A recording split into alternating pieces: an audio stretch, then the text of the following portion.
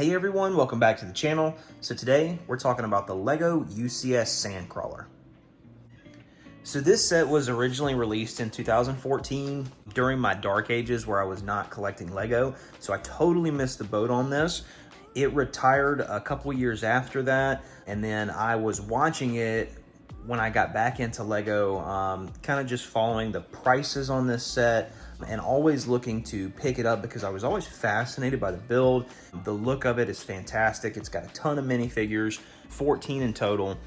This set's about 3,200 pieces. And whenever I was looking at it around the 2019 timeframe is when I was really starting to shop around for this. The set was going for about $300 to $350, and it kind of held there at that price for many years. But then recently, this set started moving up in price. It kind of jumped up into the $450, $500 range is kind of where it's at right now. I was able to pick this up a few months ago, right at $400 because there was no box with this set, and the seller there was one bag that was open. I think it was like the number 8 bag, had a small cut in it, but there were no parts missing from the bag. So the seller worked out a deal with me. He gave it to me for 400 bucks. So I got a screaming deal on it as far as I'm concerned. And ever since the new Farmhouse promo came out with Aunt Beru, I knew I needed to dive into this set so that way I could go ahead and get Uncle Lars staged up with her, because man, how great does that look? Fantastic. Yeah, so the other day we started working on the Sandcrawler. As soon as we finished that, we went ahead and we built out this Homestead promo, and I am beyond thrilled. So 14 minifigures is a ton for a UCS Star Wars set. I know like the new Master Builder series, I believe came out after this did. So the Master Builder series is really where you start to see more minifigures, whereas the UCS, it's more about the build and you get 1 or 2 minifigs. At least that's kind of the way the Star Wars designers have been doing it recently. But we do get Uncle Owen with printed legs. I think that looks fantastic. I wish for this promo for Aunt Beru they would have done a little more with her skirt piece down there, just because I think the only Uncle Owen that we've ever gotten is in this set. So LEGO knows that you're gonna want to display Uncle Owen and Aunt Beru together. So I don't know why they didn't give her a little bit of extra treatment on her skirt piece down there. That would have been nice. But so we get that one minifigure, you get 4 Jawas, and then you get R2-D2, and then just a regular R2 unit, and then you get R5-D8. You also get Farm Boy Luke and C-3PO, Sandspeeder not included. And then in the back here, we have 4 brick-built droids. So we have a Gonk unit, a mini Treadwell droid, a regular Treadwell droid, and then a R-Series droid. Now, the only 2 that I actually really like are this R-Series droid. It's got a really nice printed headpiece on there. That's fantastic. And then the Gonk droid. I think the Gonk droid looks really nice with that printed front piece there, that 2x2 tile. I think that really looks really nice for that particular minifig. It says 14 minifigs. I don't really count these as minifigs because they're brick built. I guess these 2 are more minifig ish because they do have pieces that are dedicated directly for them. So I'll give you 12 LEGO, but I can't give you 14. All right, so the build process on this was actually really enjoyable. It's kind of different from most UCS sets because this one in particular, it didn't actually feel like I was building a UCS set. You build everything in very small sections. And what's really neat is the way that the instructions are laid out for this particular model. You can actually see everything a little more manageable. I feel like the parts for each bag and each step, there's less parts than you would normally get. Like for a modular building, for example, when you get a large amount of parts in a bag, you almost kind of have to separate everything before you really dive into the building process. I didn't feel like that at all on this. Being a larger set, it was very easy. I actually built this in a few hours. It really kind of flew together for me, which was fantastic. Now, one of my big concerns, the reason I did not want to buy a used version of this set, because this is 2014 reddish brown. I'm talking about the color of the bricks specifically. These bricks are incredibly fragile. So we actually cracked several bricks throughout the build of this process, And then we had a total failure of one of the plates up here in this top section. It broke completely in half. So as we were kind of clipping everything together, you hear these really loud pops and snaps as you're pushing everything together, and it was scary to say the least. But we were able to get everything together. This, like I said, this top section here is broken. See if I can pull it out of there and see if I can capture it on camera. I will throw in a picture, but right here on this particular plate, it cracked all the way through. So let's see if I can get it on there. See if you can catch it. So right here is where the crack starts. It broke completely across this corner of the plate. So this color, as well as the green, the dark green on the UCS Boba Fett's Slave 1, very, very fragile colors. I don't know if it was a batch thing around that 2014, 2016 time frame, but certain colors are very, very fragile, and when you're building older sets, you do have to be careful.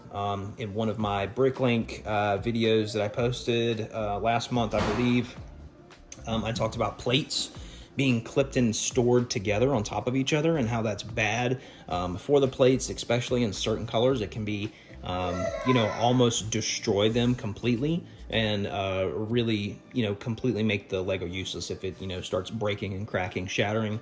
Overall, this was a really fantastic build. I really enjoyed it. You have these panels here on the side that lift up, that give you access to the inside of the ship.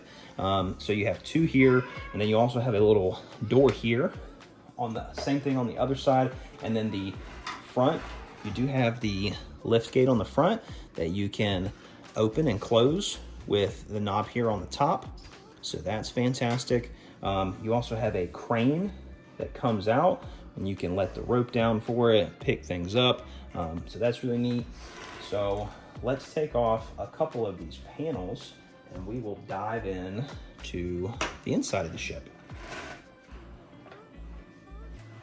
So you can see these panels, they do come off almost kind of like in a modular fashion, which is really nice. It really gives you nice access to the inside of the ship. So here on the inside of the ship, you do have a couple of claw attachments.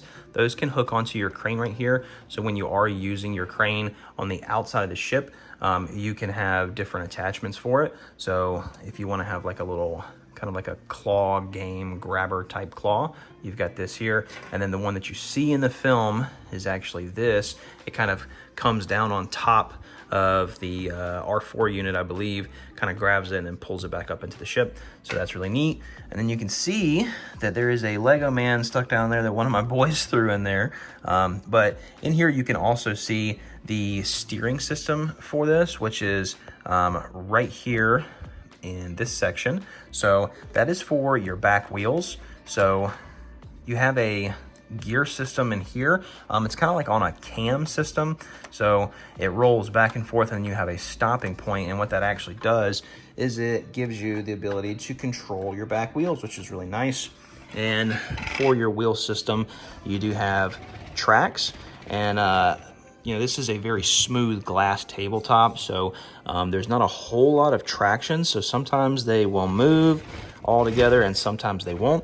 But I love the build for these. I think they look fantastic. So down here in the cargo bay area, you do have several of these crates. You have 3 in total. I have 2 of them right here. And the idea with these is you fill these up with you know, parts and pieces, things that the Jawas would collect, and then they are able to be pushed through this door right here. And when they go through the door, they drop into place right here. So that's really cool, very neat. I really like that play feature. You also have in the front a little, kind of like a little speeder, I guess, that the Jawas can, that they can ride on, go out and collect stuff. It has a jumper stud on there. So the idea is that you put one of these crates on the back, and that crate can hold all your goodies that you go out and pillage and plunder from the galaxy. So very cool there. But yeah, this is a fantastic build. It's a really, really nice model. And especially with Obi-Wan out right now, we got Mando Season 3 coming out soon. If this is a set that you guys are interested in adding to your collection, I suggest you go out and get it as soon as possible. Now, let's take a look on the inside of the cockpit. I think this area, really cool. Love this area. These stickers, I do not mind. So you do have the depiction of C-3PO walking across the desert there with the bones to the crate dragon. So that's really cool. You have a couple of printed computer elements here, 4 of them in total. They all have like Aurebesh on them, which is really, really neat. And then you do have a main console here. So you can take one of your Jawas and you can stick them in here to drive. Now, what I do like about this is there is a lot of space in this cockpit area. So you can put multiple Jawas in here, which some UCS sets, even though they have really nice detailed cockpit areas, they don't have enough room for more than a few figures. So this looks really nice. I'm very happy with the detail they were able to add to the set. And since we're talking about detail, one last thing before we end this video, let's talk about some of the greebling. All right, so Star Wars sets are famous for this very intricate detail of greebling. And I really think it pops out and looks fantastic on this set. You start having it some on the roof here, and then it runs further into the space where the engines are gonna be. I love these barrel pieces with these domes on there. That looks fantastic. Then you get to the back here. I really like the sticker elements on this section here. I think it adds a nice level of detail. And then you have some really, really intricate builds here with some the groove tiles. You have some slopes. You've got some rods and some cone pieces, all in that reddish brown color. I think this looks very, very fantastic. And these pieces here are actually built on a hinge, so it kind of smooths off that back area. So you can see right up in there, nothing in there, but you know, just a really nice level of detail. So, and then here's that knob on the back for your rear steering. So fantastic, love it. I think this is a wonderful set. I'm so very happy to have this in the collection. But let me know what your thoughts are down below about the UCS Sandcrawler. Drop a comment, like, subscribe if you're new to the channel. Really appreciate you guys watching. We'll see you on the next one. Bye-bye.